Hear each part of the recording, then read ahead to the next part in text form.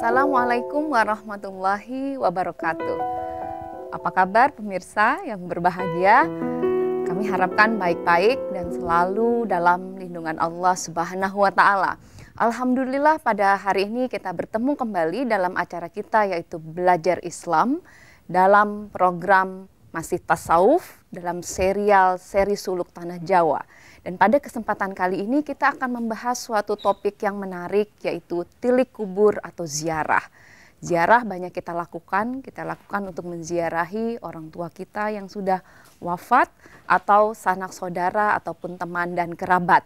Pada kesempatan kali ini saya masih ditemani oleh narasumber kita yang utama yang tidak asing lagi bagi Anda semua, yaitu adalah Bapak Ahmad Khojim. Beliau adalah, saya kenalkan bagi pemirsa yang baru bergabung bersama kami, beliau adalah seorang dosen tasawuf dan ma'rifat di Yayasan Wakaf Paramadina dan banyak institusi-institusi lain di Jakarta dan sekitarnya. Dan beliau juga menulis banyak sekali buku, diantaranya adalah tentang Ma'rifat Syekh Siti Jenar dan Sunan Kalijaga. Assalamualaikum Pak Ahmad Khojim. Waalaikumsalam warahmatullahi wabarakatuh. Alhamdulillah ketemu lagi ya Pak ya. Alhamdulillah. Kali ini topiknya menarik nih Pak ya. Iya. Dimana kemudian banyak fenomena yang kita lihat, ziarah kubur kita lakukan sebagai suatu tradisi, tapi menuai kritik banyak juga ini terkait dengan tradisi ini. Pemirsa, Pak Khojim ditemani oleh tamu saya yang sudah bergabung bersama kita, seorang yang menarik dilihat dari profesi. Ya. Beliau adalah Bapak Iwan H. Suryadi Kusuma. Beliau memiliki banyak pengalaman, tapi yang paling dikenal orang, beliau adalah mantan pilot komersial. Assalamualaikum Pak Iwan. Waalaikumsalam warahmatullahi wabarakatuh. Ini apa profesinya mantan pilot, berapa lama Pak Iwan jadi? Saya terbang jadi pilot 32 tahun total. 32 tahun dengan banyak sekali perusahaan ya. Saya mulai dari Garuda dan terakhir saya pensiun dari Korean Air.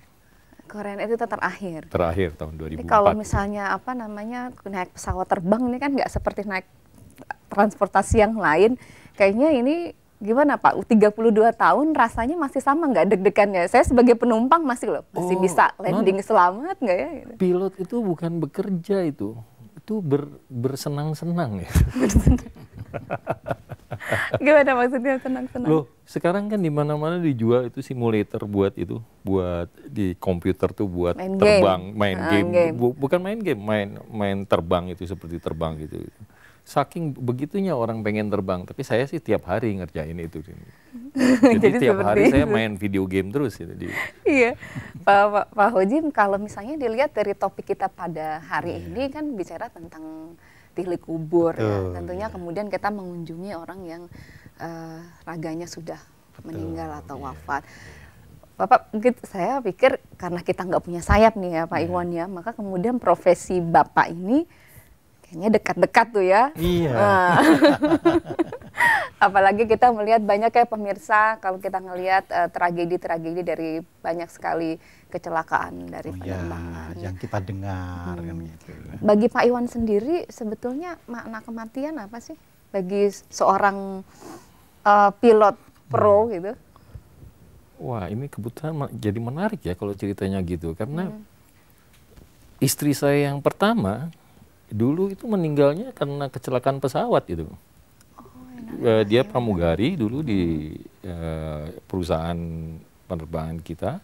Dia pesawatnya crash di Pekanbaru tahun 81 tapi bukan dulu. Bapak pilotnya waktu itu ya? Kebetulan bukan. Seharusnya kalau itu Pak Iwan yang jadi pilot kan sama habisnya. matinya juga. Tapi kan mungkin juga enggak. Rencananya hari itu tuh pikir kami akan terbang sama-sama dari saya base di Singapura, baru pindah dari Australia di Singapura, penerbangannya charter dengan Airbus dulu. Kami dapat tugas terbang hari itu tuh terbang ke Phnom Penh, Phnom Penh. Pada waktu itu Phnom Penh tuh masih perang di Kamboja ya. Kamboja itu masih perang, dalam keadaan perang. Dan pada saat itu Kamboja di bawah Vietnam, di bawah kekuasaan Vietnam. Jadi untuk terbang ke Phnom Penh tuh kita harus terbang lewat Saigon dulu, harus laporan di Saigon. Nah, ternyata company bikin policy bahwa untuk penerbangan yang demikian ke daerah berbahaya kita nggak bawa pramugari, sehingga kita berpisah tuh di airport.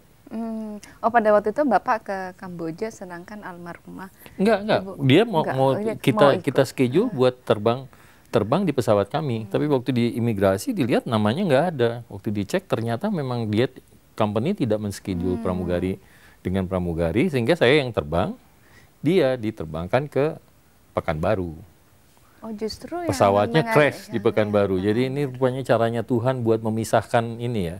Mau ngambil yang satu tapi yang satunya masih Dan belum itu diperlukan. adalah momen kematian yang Nah, yang buat turut, saya ya, itu suatu